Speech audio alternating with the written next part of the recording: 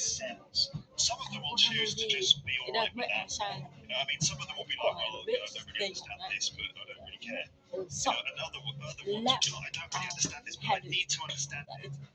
So they take responsibility for not understanding things fully.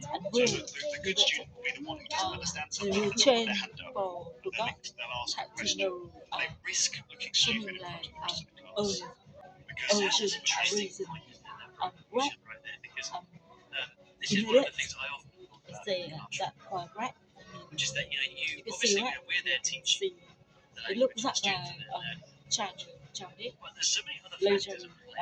Anyone who's ever been in a classroom will know that it's not always easy to stick your hand up and answer a question or ask a question in case you get something wrong or you look stupid, right? And so often, these social factors, effective these really can get in the way of the work you're actually trying to do. Absolutely, yeah. So it comes down to things like tolerance of failure. And you've got to be willing to fail. Willing to take risks. Yeah, and also willing to fail to an extent. I mean, because whenever you take a risk, the risk is that either you might look a bit stupid. And it's true in anything really. I mean, I do comedy as well. It's exactly the same thing there. If you go on stage and you're scared that you're going to look stupid, then it's not going to work. Then no one's going to find you funny. Whereas if you go on stage and you know you're taking a risk, but you think, well, if I do fail, which is possible, then that's all right. It's not the end of the world. And in fact, you learn failure is, to an extent, you have to embrace failure. That sounds negative, but I don't think it is really. You have to embrace those moments where you make a mistake and don't let it bother you. Like, to be honest, some people are blocked by the fear of failure. And that's the reason why they don't progress fast enough. So you can fail, you learn from that mistake, don't let it bother you, just keep going. Yeah, and I guess it's something that's easier said than done, isn't it? Don't be afraid of making mistakes. I think we all are to a certain extent. I guess for me, the main lesson from that, what you just said, is that whenever we're doing, whether we're in a classroom out there speaking or practicing language, if you ever feel yourself afraid of making mistakes, or scared to say something, notice that and push through it. And feel the emotion, feel the fear, but just carry on anyway to ask the question. That's a real sign that you're doing the right thing. Yes, and if you have failed, if you did sort of, let's say, try and say something and it came out wrong, afterwards, don't waste any time feeling bad about it. Instead, just use it as a chance to reflect on, how you could have done it better, and then next time you will do it better. This is basically the principle of learning from your mistakes. Absolutely cool. All right, then. So that's number one. What's up next? So up next we just have time. So again, something you've talked about a lot before, and that's just like, how do you use your time? And so learning a language for me involves regular work. So it has to be sort of consistent and regular. I think it should be long term as well. That if you're particularly good with the attitude and the practice, then you can shorten the amount of time that you spend on it. And you're a bit of a legend at this. I think, with your crazy 5 a.m. routine and all of those things that you can apply. But I guess for most people, who aren't quite as good at it as you yet, I think it is a long-term process, and that means that you just need to find ways in which you can look to build language learning into your life over a long period of time. Don't get too upset if you don't get immediate results. Just remember that it's all part of a long-term progression.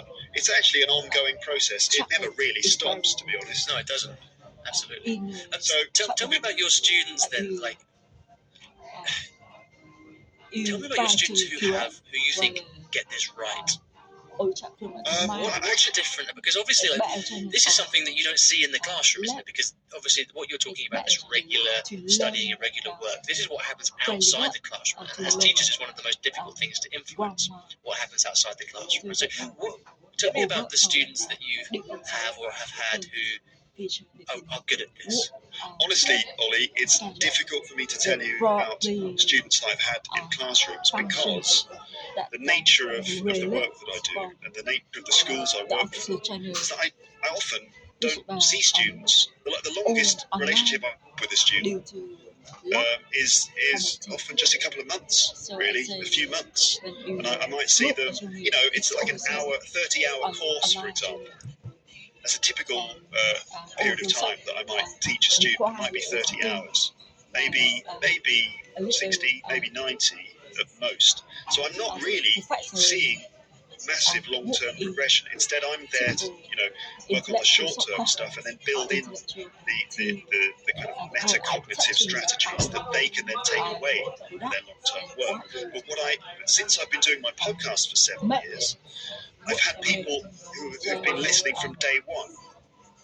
And I actually 7 years, that's so cool. People have been listening to you for 7 years. I know, isn't it crazy? I've got something like, I've got over 300 episodes, and it's, I worked it out the other day, how much time it is. I think it's something ridiculous, like they could listen to me non-stop for 2 solid weeks, which is definitely not a good idea. I don't recommend that anyone does that, because if you just did nothing but listen to me for 2 weeks, you would both go insane and you would probably starve to death. And that includes not sleeping as well. You wouldn't sleep. You'd have to multitask and sort of prepare food. So obviously, no one should listen to it for 2 weeks solid. But there's a lot of stuff. So the point is that I've been doing it 7 years, and people have listened from the very beginning. Not many of them survived that long. But You killed them all off, right? Yeah, I killed them all off in one way or another, maybe. But no, some of them, I've got like a hardcore group, in the centre who've been listening for a long time.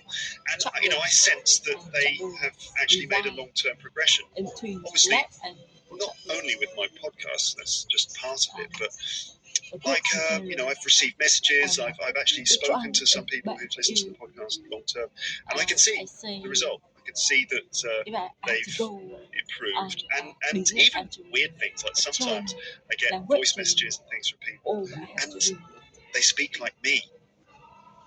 I've created these sort of disciples, or like created these clones of myself around the world. It's really quite weird. So they use the same sort of expressions, words that you would use. You mean similar accents? So they picked up on similar sort of speech patterns, things like that. Not all of them, but every now and then I'll hear some person who's like been listening since they were 15 or something. It's like, oh my god, it's like a Japanese version of me. I've got all these children around the world that I didn't know. And so I guess that really demonstrates the importance of time. Right? Who knows what they've been doing for those 7 years, but the fact they've just kept it up and kept listening to you, you can't help but learn. Exactly, and I think this goes back to attitude as well, that because it's a long-term thing, you need to have the right kind of attitude where, you need to accept that it's going to go up and down, but I think dedication is key. Now, to be honest, I'm quite surprised that people will have listened to me long term. Obviously, I'm very happy that they have. But, I've tested the patience of my listeners, I'm sure, in the past, with some slightly off-the-wall episodes and things. But I think, the results speak for themselves. And the people who've listened to all of it, even when they don't really understand what I'm trying to do, like the episodes that involve bits of comedy and stuff, they might not really understand what's going on. But they realise that it's necessary or important to keep going and to push through these obstacles. And I think that's how attitude and time sort of relate to each other. Yeah, absolutely. And anyone who's been listening to this podcast for a while will know that that's something that I consider to be really important as well. And I think with all, I don't know, with my languages, I think I know I talk about strategy a fair bit, but so often I think much of the secret sauce, if you like, is just I'm too stubborn to quit, too stubborn to stop. Right. And then so over time, you just can't help but keep learning as long as you can carry on. But most people, I think they just shoot themselves in the foot by quitting, by getting demotivated, which is why ultimately motivation is such an important thing. Yeah, I think that relates to material as well, which is like the fourth leg of this language learning table that I've shoddily put together. All right, but I hope you're not proposing we skip over number 3. Oh no, certainly not. Because I wouldn't have that. So let's dive into number 3. What's the third part? So the third part is practice, and obviously that's just the way that you apply yourself. So specific things you do in your language learning, mission, and so it's active or passive. Active would be, working with the language in a very direct, specific way. It also obviously means speaking, which is something that you talk about a lot. Just the importance of engaging in conversation.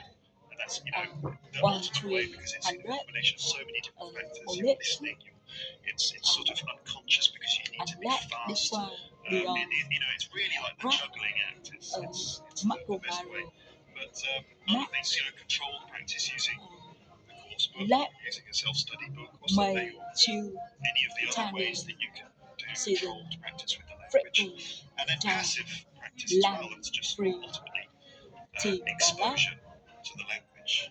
And for me, obviously for my podcast, it's all about exposure. Long-term exposure. So just time spent with the language. Yeah. So talk to me about, from a teacher's perspective, this issue of practice, how it relates to